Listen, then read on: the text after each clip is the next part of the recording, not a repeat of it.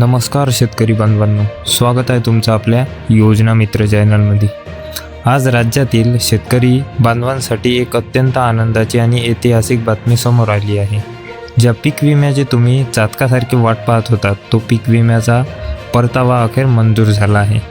राज्य सरकारने 1219 कोटी रुपयांचा निधी डीबीटीच्या माध्यमातून वाटप करण्याचा मोठा निर्णय घेतला आहे। यामध्ये नांदेड जिल्ह्याला सर्वाधिक मदत मिळाली असून सोयाबीन उत्पादक शेतकऱ्यांच्या खात्यात हेक्टरी 17,000 ते 25,000 रुपयांपर्यंत रक्कम जमा होणार आहे। पण मित्रांनो, हे पैसे मिळण्यासाठी मुख्यमंत्र्यांनी सांगितलेली 2 महत्त्वाची कामे तुम्हाला करावी लागणार आहेत, अन्यथा तुमचे पैसे अडकू शकतात। ती 2 कामे कोणती आणि तुमच्या तालुक्याची यादी काय आहे, पहा हा विशेष व्हिडिओ। शेतकरी मित्रांनो, यंदा खरीप हंगामात झालेल्या नुकसानीपोटी हा विमा मंजूर झाला आहे।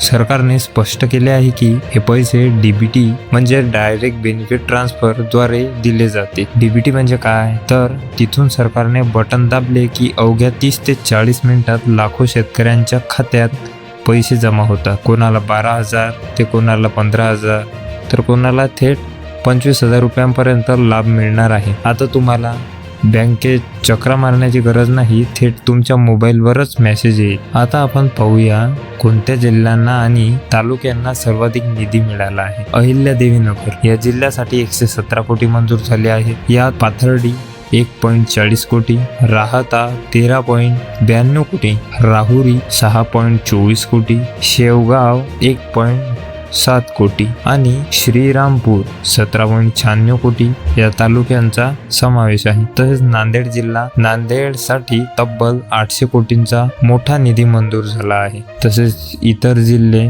बीड, सोलापूर, नाशिक आणि परभणी जिल्ह्यांबाबतही 13 मे रोजी मुंबईत महत्त्वाची बैठक आहे, त्यामुळे या जिल्ह्यांतील शेतकऱ्यांनाही तयार राहावयाचे आहे। आता सर्वात महत्त्वाचा मुद्दा, जर तुम्हाला वाटत असेल की तुमचे नाव यादीत यावे तर ही 2 कामे पुढच्या 4 दिवसात पूर्ण करा। पहिलं म्हणजे ई-केवायसी। जर तुमची ई-केवायसी अपूर्ण असेल तर सरकारला तुमचे खाते व्हेरीफाय करता येत नाही, त्यामुळे त्वरित ई-केवायसी करून घ्या। दुसरं म्हणजे आधार लिंक। तुमचे आधार कार्ड बँक खात्याशी आणि मोबाईल नंबरशी लिंक असल्याची खात्री करा। जर आधार सीडिंग नसेल तर डीबीटीचे पैसे जमा होणार नाही। तर शेतकरी मित्रांनो, आता काळजी सोडून द्या। तांत्रिक कामे पूर्ण असतील तर 2 ते 3 दिवसात तुमचे पैसे तुमच्या हातात असतील। तुमच्या जिल्ह्यात पावसाची काय स्थिती आहे आणि तुम्ही कोणत्या तालुक्यातून हा व्हिडिओ पाहत आहात ते कमेंटमध्ये नक्की कळवा। अशाच ताज्या आणि खऱ्या बातम्यांसाठी आपल्या योजना मित्र चॅनलला सबस्क्राईब करून बेल नोटिफिकेशन नक्की ऑन करा। भेटूया पुढच्या व्हिडिओमध्ये,